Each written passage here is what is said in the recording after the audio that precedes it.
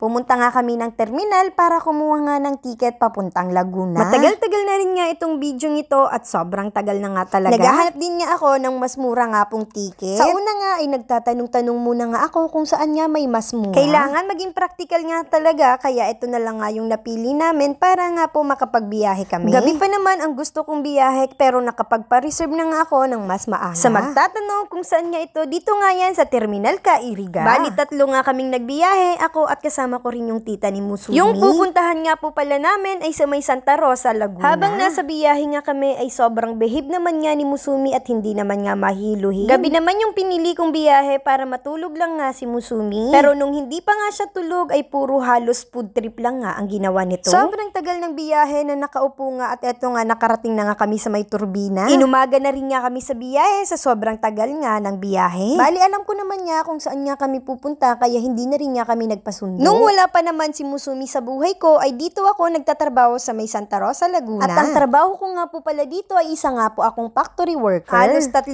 taon din ako na nagtrabaho nga sa pagiging factory worker. Iba't ibang kampanya nga ang napasukan ko at nagtatanggalan nga minsan. Halos 5 company nga ang napasukan ko dito sa may Laguna. Mabait naman akong empleyado pero madalas ay nakakasama nga ako sa pagtanggal. At dito ay hindi rin ako na regular hanggang sa dumating nga si Musumi sa buhay ko. May namakikaan kita sa Laguna.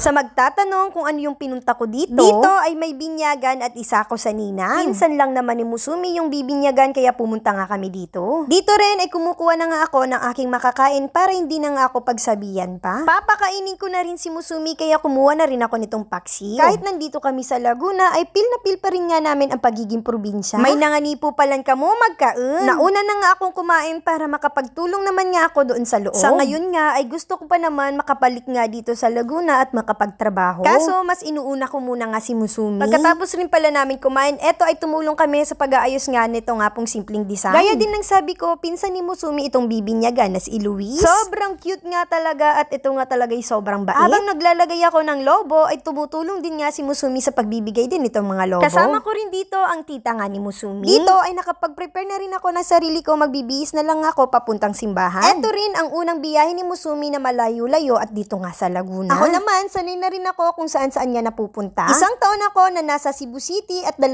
taon na ako na nasa Bulacan. Kaya nasanay rin talaga ako na malayo din sa pamilya ko. Sasama rin sana ako papuntang simbahan sa binyagan at eto si Musumi nagpasaway na.